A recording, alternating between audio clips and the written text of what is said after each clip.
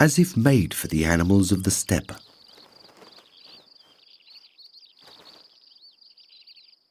For a few weeks in early spring, the grassy plains stage a most exceptional spectacle.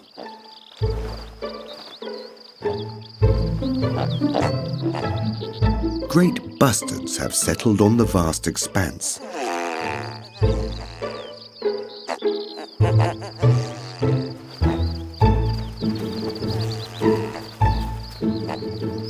Among the males, there are some intense battles of rivalry. Standing toe-to-toe, they push each other back and forth.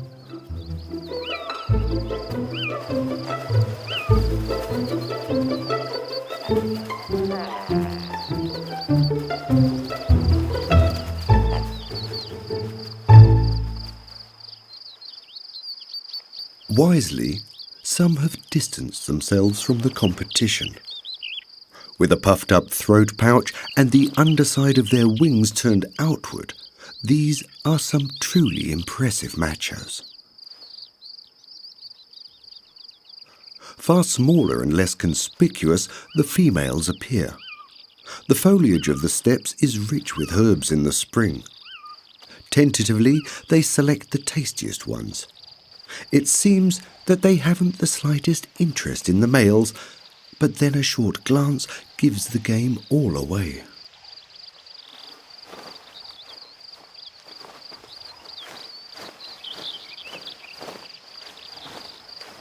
Should a female get too close to a male, he is immediately emboldened to put on an impressive show for her. He will now give his utmost for his chosen one.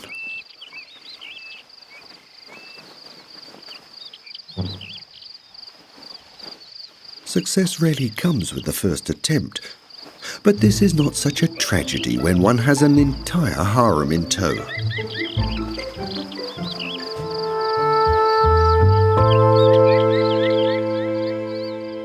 As the spring gradually draws to a close on the interior of Spain, the coastline sees the congregation of the last winter guests. Behind the beaches in the lagoons, flamingos and northern shovelers.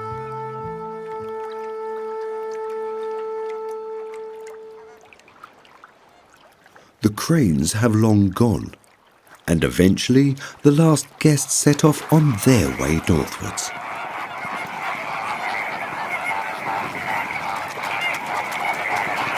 Flamingos can fly fast and over long distances, but sometimes, even in late spring, it's not such an easy journey as the storms gather over the Mediterranean.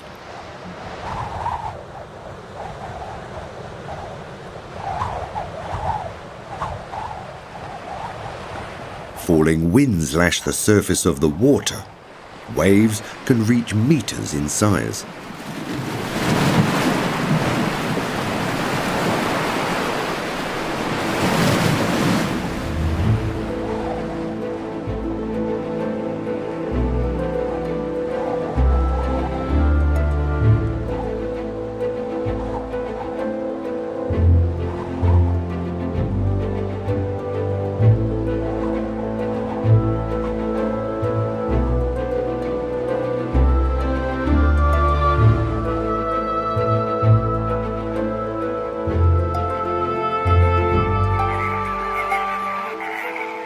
But eventually, the birds reach the Camargue, their largest breeding ground in the south of France, unscathed. Swarms of them land in the lagoons, some years as many as 40,000.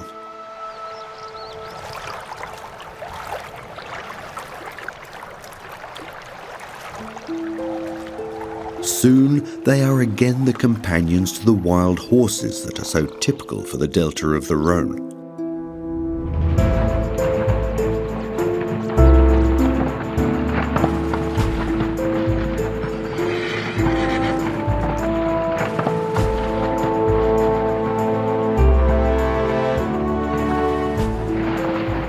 The grey horses live in smaller groups of around 40 animals.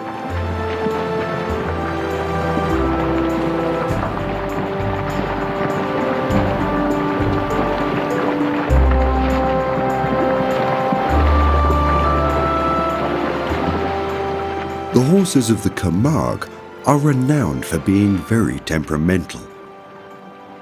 It's only fitting that they spend nearly the entire year wild and free. Having run at a scorching pace, it's now time for a little respite at the lagoon.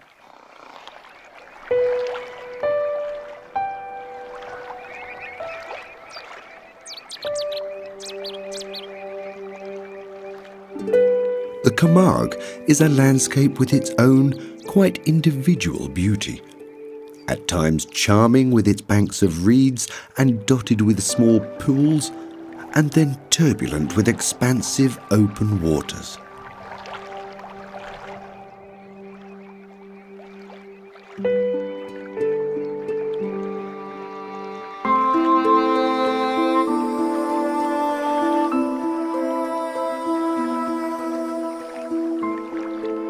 The far-reaching marshlands are neither sea nor land, but instead fringe the lagoons, offering pastures on a fluctuating foundation.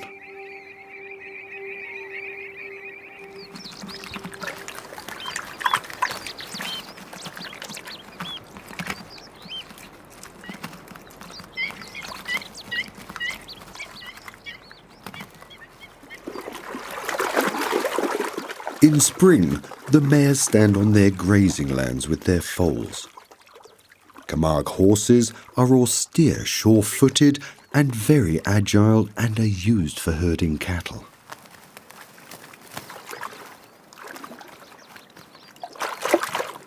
Their offspring are born hidden by the protection of the reeds. The foals can't get enough of their mother's milk. It's certainly tastier than the tough reeds.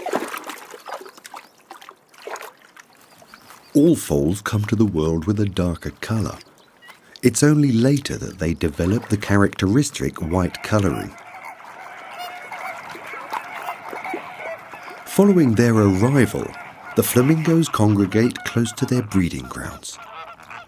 The waters have been warmed by the spring's sunshine and is now full of their favourite food, small shrimps, which contribute to their bright pink colouring.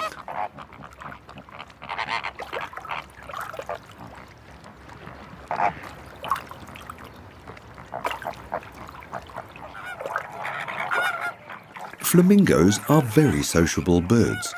However, a neck's length distance has to be maintained.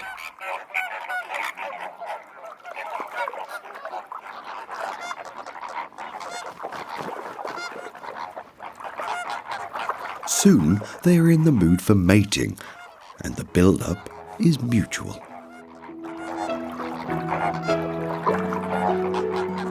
The vigorous turning of their heads from side to side is the prelude to a very impressive ceremony, which soon spreads throughout the entire gathering.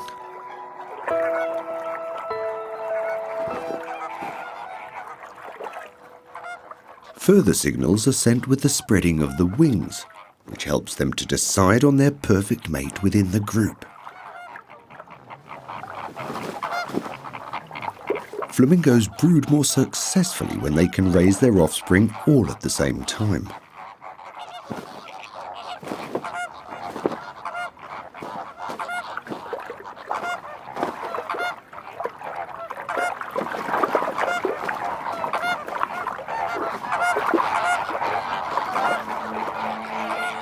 When the recruiting has been successful, they set off to the breeding ground some minutes' flight away.